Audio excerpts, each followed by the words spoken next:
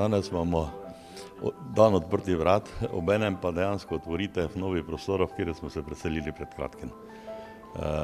Uspelo nam je pridobiti te prostore od Radenske DD, ki je pač se ni preselila v novo zgrajene prostore, ki so bili dani v uporabo že 2001. Leta, to je pred 17 leti, zdaj pa smo se mi usposobili te prostore in se preselili. Ja, v Radenci imamo polno načrtov, ki bi želeli uresničiti, dosti jih bomo, dosti pa jih tudi ne bomo mogli. Eden od načrtov je izgradnja rondoja v Radenci, tega centralnega rondoja, ker bi želeli napraviti fontano. Drugo je načrt, da bomo še del občine opremili z kanalizacijskim omrežjem. Tretje je, da bi želeli nekaj cest usposobiti.